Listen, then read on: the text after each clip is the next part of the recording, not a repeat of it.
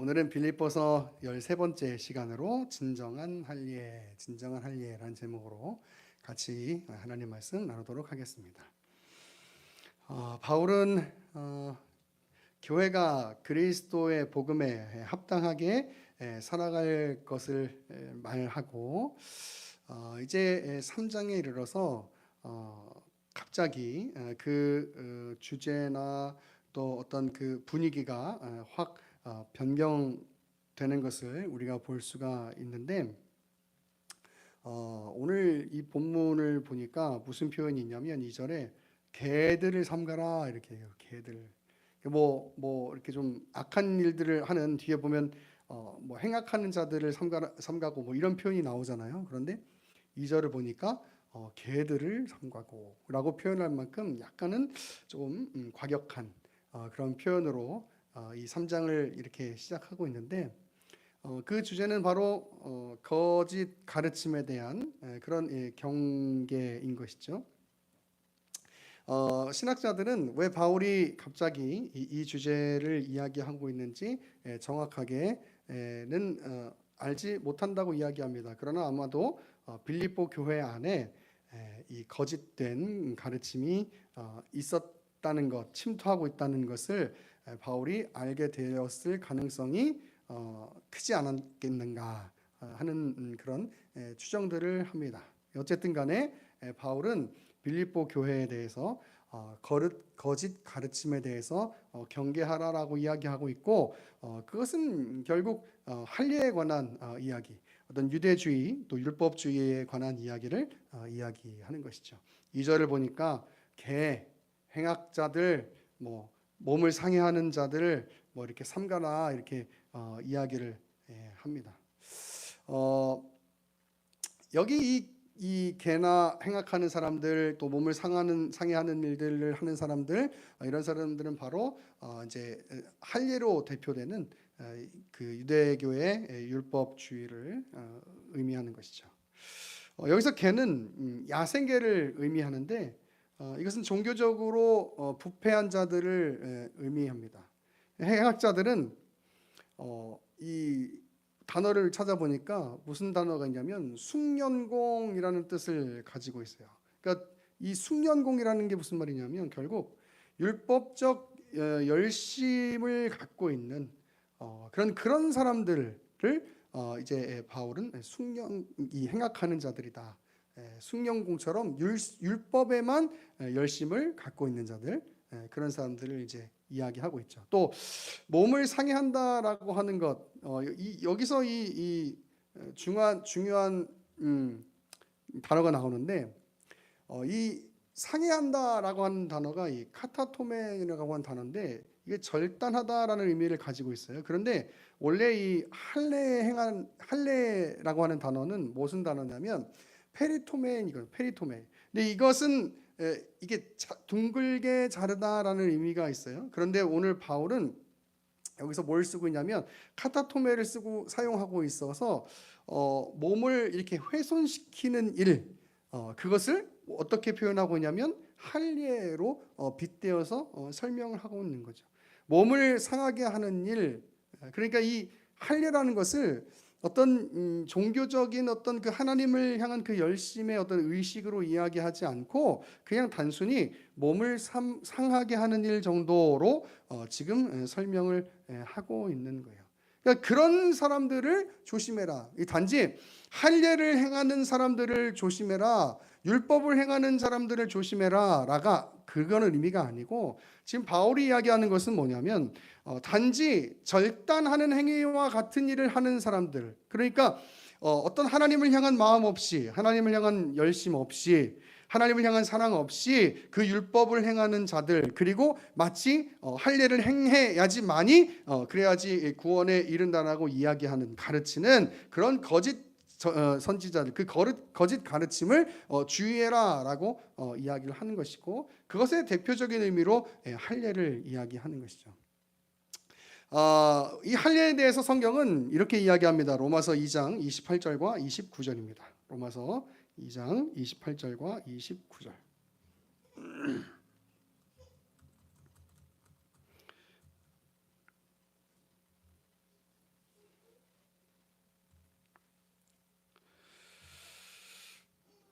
제가 읽어볼게요. 무릇 표면적 유대인이 아니요 표면적 육신의 할례가 아니니라. 오직 이면적 유대인이며 할례는 마음에 할지니 영에 있고 율법 조문에 있지 아니한 것이라. 그 칭찬이 사람에게서가 아니요 다만 하나님에게서니라. 아멘. 할례에 대해서 뭐라고 얘기하고 있냐면 할례를 행하는 것 자체 그것이 아니고, 그것이 진정한 할례가 아니고, 어떤 것이 진정한 할례냐라고 얘기하면 바로 마음에 하는 할례, 그것이 진정한 할례이다라고 이야기하는 거예요. 그러니까 유대인들은 할례를 행하는 것 자체가 하나님 앞에서 바로 설 수 있는 길이라고 생각했다는 것이죠. 그리고 그것으로 충분한 자신들의 의무를 다 했다고 생각하는 거예요. 그런데 중요한 건 그 안에 마음이 담겨 있으면 참 좋을 텐데 그것이 아니라 마치 행위만 담아서 그냥 그렇게 하나님 앞에 보여지는, 사람들 앞에 보여지는 그 행위만 담고 있다는 것이 문제라는 것이죠. 그 마음 안에 하나님을 향한 마음이 있어야 할 텐데 그 마음에 하나님을 향한 마음은 없이 그냥 할례만 행하면 된다라고 생각합니다. 어떤 연인이 연애를 하는데 연애를 하다 보니까 이 남자 친구가 사랑이 식어진 거예요. 그런데 그 사랑하는 마음 없이 그냥 어쨌든 그 관계는 유지해 가고 싶어서 그냥 주장창 비싼 선물을 막 사주는 거예요. 근데 이 여성이 이 여자친구가 그 남자친구가 자기를 사랑하지 않는다는 것을 알게 되었어요.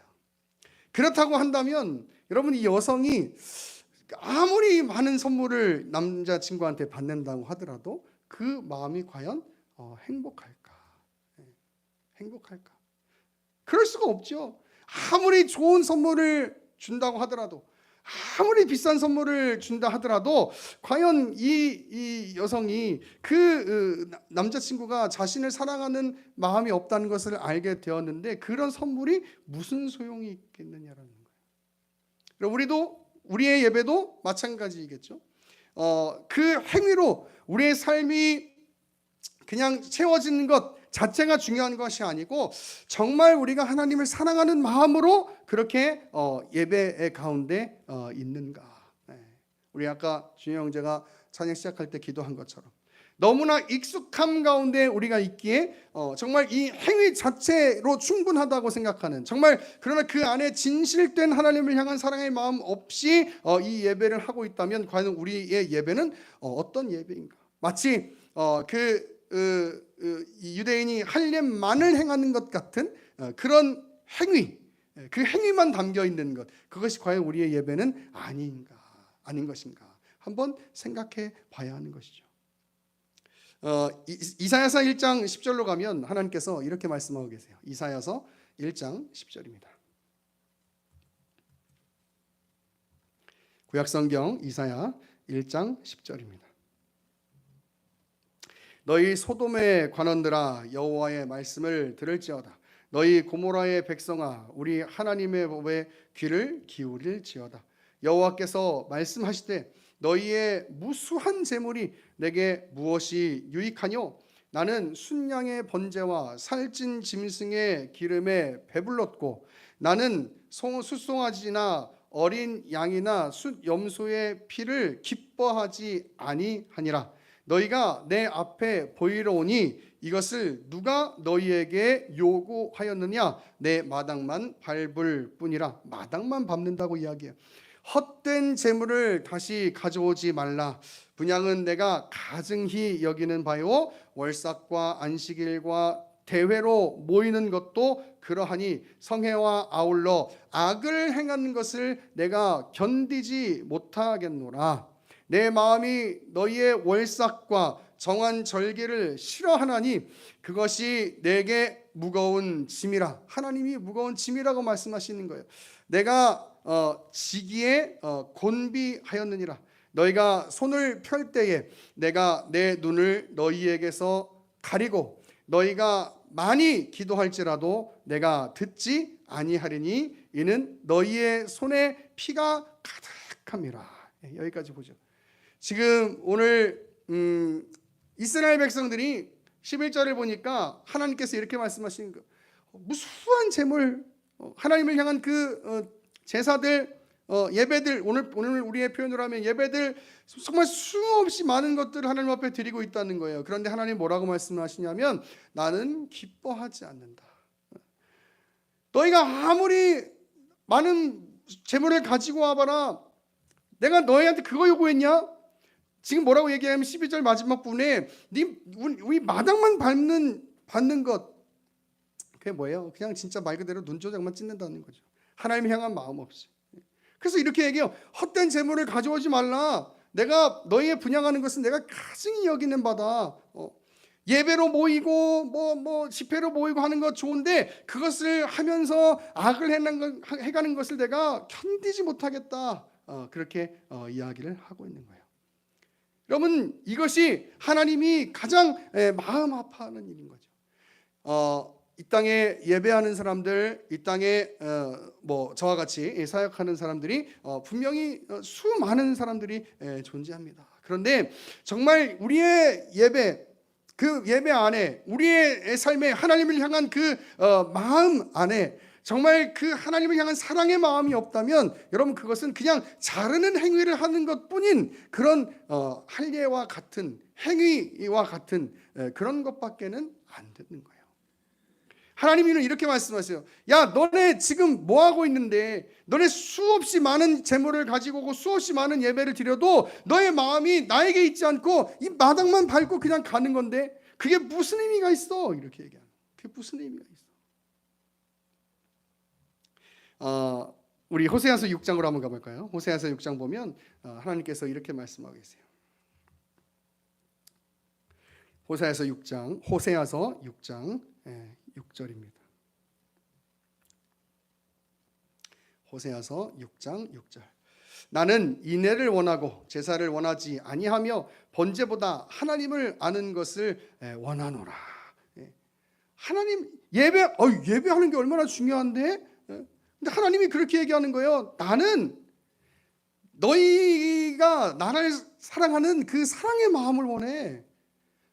예배보다 나는 그게 더 중요해. 이렇게 이야기하고 있는 거예요. 그럼 그럴 수밖에 없죠. 제가 아까도 말씀 나눴지만 여러분, 아무리 뭐 남자친구와 여자친구한테 좋은 선물을 갖다 바친다고 해보세요. 사랑하는 마음이 없으면 그 선물이 무슨 의미가 있겠어요? 우리가 아무리 하나님 앞에 예배를 잘 지킨다 하더라도 그 마음 안에 하나님을 향한 마음이 없으면 그 예배가 무슨 의미가 있겠어요? 우리가 아무리 많이 기도한다 하더라도, 아무리 멋진 언어를 사용해서 기도를 한다 하더라도 그 마음에 하나님을 향한 간절한 마음이 없으면 그게 무슨 의미가 있겠냐라고 하는 거예요. 하나님 그렇게 말씀하시는 거예요. 야, 나는 너희가 나를 향한 그 사랑의 마음을 원하지, 이런 그 갖춰진 형태, 갖춰진 그 어떤 그 예배의 형식을 원하는 게 아니야. 왜 내 마음을 모르니? 이렇게 얘기하고 있는 거예요. 같은 성경 호세아 4장 6절을 보니까 이렇게 얘기합니다. 호세아 4장 6절. 내 백성이 지식이 없으므로 망하는도다. 내가 지식을 버렸으니 나도 너를 버려 내 제사장이 되지 못하게 할 것이요. 내가 내 하나님의 율법을 잊었으니 나도 내 자녀들을 잊어버리리라. 아멘. 여러분, 이게 무슨 말이에요? 하나님을 향한 그 지식, 그 공부를 하지 않았기 때문에 하나님이 이스라엘 백성들을 버린다는 얘기예요? 아니죠. 그게 아니죠. 여기서 말하는 건 정말 그 하나님을 향한 그 마음, 그 하나님을 향한 그 사랑의 관계, 그것을 잊어버렸다는 거예요. 이스라엘 백성들이 지금 그렇게 되어져 가고 있다라고 하는 거죠. 하나님은 그게 싫다는 거예요. 나는 사랑을 원하지, 나는 너희와의 그 사랑의 관계를 원하지, 이런 잘 갖춰져 있는 이런 예배의 형식들, 그런 걸 원하는 게 아니야. 이렇게 얘기해요. 여러분, 저는 개인적으로 제가 찬양 사역자로서 찬양에 관해서 또 예배에 관해서 고민을 많이 하게 될 거 아니에요. 그런데 요즘에 저는 그런 생각을 많이 해봐요.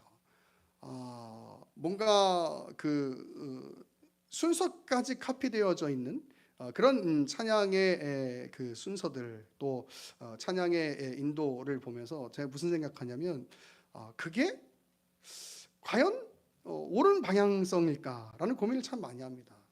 뭐 무조건 다 틀렸다 이렇게 얘기할 수는 없는 문제지만, 그런데 어떤 실수할 수 있는 어떤 그런 여지를 차단하기 위해서, 그리고 뭔가 사람들에게 잘 되어져 있는 그런 모습으로 비춰져야만 하기 때문에 그렇게 해야만 한다면 저는 그런 예배는 반대하고 싶어요. 여러분, 우리가 열심히 준비하는 것과, 제 설교도 마찬가지예요. 열심히 준비하는 것과 그 안에 하나님을 향한 그 마음을 담는 것은 다른 문제예요. 우리 설교하시는 분들은 아시겠지만, 여러분, 이 원고가 있지만 때로는 그 원고를 넘어서서 하나님께서 주시는 마음이 분명히 있잖아요. 물론 그냥 성경책 여기 강대상에 갖고 와가지고 쫙 펴가지고 오늘 하나님이 주시는 말씀 이렇게는 하지 않지만, 우리가 최선을 준비하는 가운데 그 이상으로 준비되어지는 그런 마음이 있잖아요. 하나님이 주시는 마음이 있잖아요. 그런데 너무 다 쫙쫙쫙 갖춰져 있는, 그리고 그것이 마치 잘 되어져 있는 예배처럼 보여진다는 것. 여러분, 과연 그것이 어쩌면 그 음악을 준비하면서, 어쩌면 그 순서를 외우면서 마치 그것에 집중하고 그것에 이렇게 내 마음이 이렇게 몰두가 돼 있어가지고, 그래서 하나님을 정말 진정으로 찬양하는 그런 마음을 잃어버리게 된다면 과연 그것이 정말 예배자의 모습일까? 제가 항상 그 전에 제가 이제 잠깐 밴드를 이렇게 지도할 때가 있었는데, 그때 했던 얘기가 그거였어요. 순서를 기억하지 못할 만큼 이 손을 내가 다음에 어떻게 움직여야 될지를 신경 쓰지 않을 만큼 연습하고 예배하자. 그 정도로 예배해야, 여러분, 그래야 저는 하나님 앞에 잘 예배할 수 있다고 생각해요. 그런데 다음에 순서 뭐야, 간주 몇 마디야, 8마디 이거 하다가 예배의 마음을 다 잃어버릴 수도 있는 거예요. 여러분, 설교도 마찬가지예요. 설교도 내가 하나님 앞에 하나님을 사랑하는 마음으로 여러분한테 이렇게 제가 말씀을 나누고 있지만, 정말 그냥 이 원고에 집중해가지고 내가 이거 말 틀리면 어떡하지, 실수하면 어떡하지. 여러분, 전 이렇게 말하다가 갑자기 단어가 생각이 안 나가지고 저저 막 이럴 때도 있잖아요.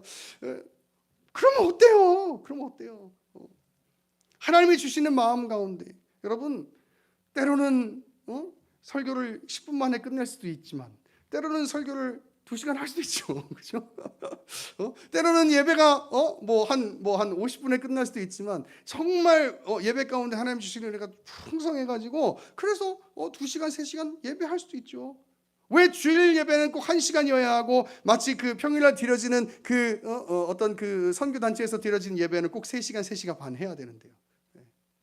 그게 저는 벌써 그 틀에 갇혀 있는 예배가 되어져 가고 있다는 거예요. 여러분, 잘 준비하는 것, 열심히 준비하는 것 너무 좋은 일이죠. 열심히 그렇게 해야죠. 그런데 중요한 건 뭐냐면, 그런 것들 때문에 우리가 하나님 앞에 집중하지 못하게 되는 일이 있다면, 여러분, 전 그거 내려놔야 된다고 생각해요. 찬양도 마찬가지, 음악도 마찬가지예요. 정말 그냥 온전히 하나님 앞에 그 가사에 집중해서 찬양하고 연주할 수 있어야 되는데, 그 마음을 잃어버린다면, 여러분, 저는 더 많이 준비된 모습으로 서야 한다고 생각해요. 그걸 경계하는 거예요. 왜 준비하는 게 잘못이겠어요? 왜 예배하는 게 잘못이겠어요? 왜 찬양하는 게 잘못이겠어요? 왜 찬양 가운데 어떤 여러 가지 세션을 맞추고 그런 것 하는 게 왜 잘못이겠어요? 그런데 그것 안에 하나님을 향한 마음을 담지 못하면, 오직 음악만 담으려고 한다면, 여러분, 거기서 우리의 예배가 어떤 방향으로 흘러가고 있는지를 알아야 된단 말이에요. 그건 이거랑 똑같은 거예요. 자, 포피를 베자, 촥 뱄어. 자, 이제 너는 이제 구원받았다. 너는 이제 하나님 앞에 택한 백성이야. 잘 됐어. 여러분, 이게 구원파랑 뭐가 달라요? 그렇잖아요. 오늘 바울이 지금 그걸 경계하고 있는 거죠. 바울은 이렇게 얘기하는 거예요. 이 3절을 보니까, 오늘 본문 3절을 보니까 이렇게 얘기합니다. 하나님의 성령으로 봉사하며 그리스도 예수로 자랑하고 육체를 신뢰하지 아니하는 우리가 곧 할례파다라고 이야기해요. 육체를 신뢰하지 않는 것. 이제 뒤에 여러분이 잘 알고 있는 그 배설물에 관한 그런 본문이 이제 다음 주에 이제 나오게 될 텐데, 육체를 신뢰하지 않는 오직 그리스도 예수로 자랑되는 그 삶, 그 이 위치, 그것을 갖고 있는 사람들이 할례파다, 이렇게 얘기를 하고 있는 거예요. 육체를 신뢰하지 않는. 뒤에 바울이 얘기하잖아요. 나는 뭐 8일 만에 할례를 받고 쭉 얘기하잖아요. 다음 주에 더 자세히 살펴보게 되겠지만, 근데 여러분 여기서 원어에 아주 그 묘함이 있는데, 여기 3절에 그 육체를 신뢰하지 아니하는 우리가 곧 할례파다.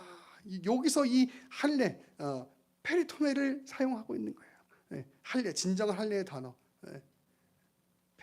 그게 우리가 육체를 신뢰하지 않고 그리스도로 자랑되는 그 인생, 그걸 진짜 할례파라고 이야기할 수 있는 거야. 그걸 진짜 할례라고 이야기할 수 있는 거야라고 이야기합니다. 다음 주에 나누게 될 말씀을 잠깐 살펴보게 되면 9절에 이렇게 얘기해요.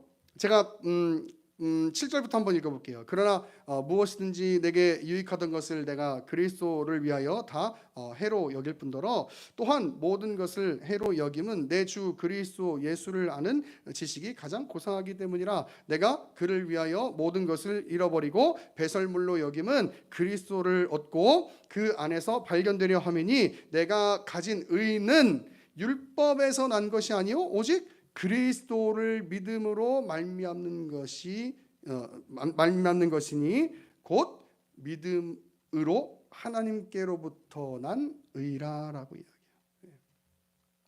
우리에게 자랑거리가 없죠. 그리고 그리스도로 자랑되는 인생, 그 진짜 할례를 받은 사람들이다, 이렇게 얘기하고 있는 거예요. 그 진정한 할례, 즉 우리의 마음에 갖게 된 그 하나님의 그 구원의 은혜로, 하나님의 은혜로 우리가 구원을 받았다라고 하는 그 마음을 가지고 오직 하나님을 사랑하는 마음으로 정말 복음에 합당하게 살아가기를 힘쓰려고 하는 사람들, 힘쓰며 살아가는 사람들, 그런 사람들이 진정한 할례파다라고 이야기하는 것이죠.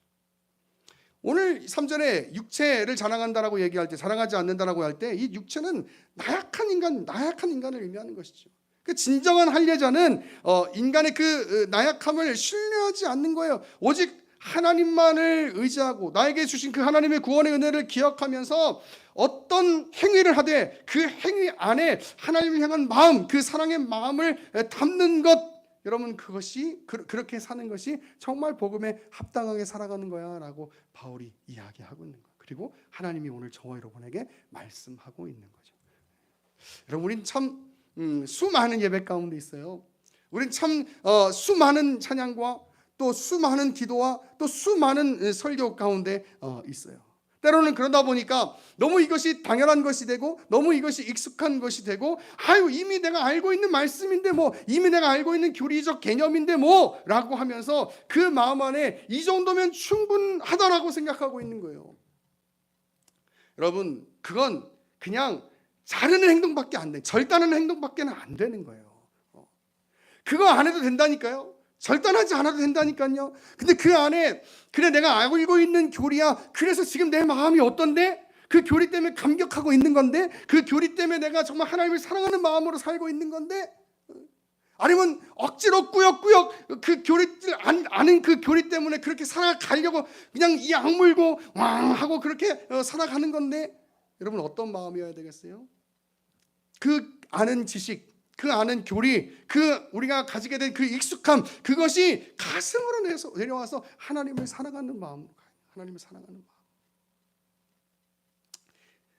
그게 예배를 많이 드리면 드릴수록, 또 신앙생활을 오래 하면 할수록 자꾸 잃어버려지는 것 같아요.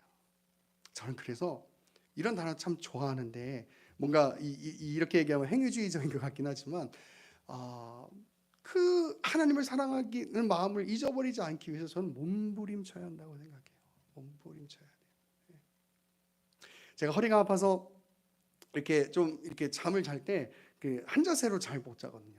이렇게 꼭 자고 있으면 언젠가는 몸이 불편해져요. 그럼 막 뭔가 불편해. 그럼 막 옆으로 누웠다가 막 왼쪽으로 누웠다가 오른쪽으로 누웠다가 막 하임이도 자다가 보면 막 뭔가 불편해. 그럼 엄마를 발로 차고 아빠를 발로 차고 막 몸부림을 지금 몸부림. 이런 그 몸부림.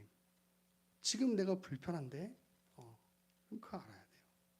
지금 내가 불편한데, 내가 과연 지금 이렇게 수 없이 많은 그 예배를 드리고 있는데, 과연 내가 정말 하나님을 사랑하는 마음 가운데 살아가고 있는 거? 아니면 이 해왔던 그 익숙한 것들, 이 자리들, 내가 알고 있는 지식들, 그것을 지켜내기 위해서 지금 내가 살아가고 있는 건가? 에베소서 4장 한번 가볼까요? 에베소서 4장 17절입니다. 에베소서 4장 17절.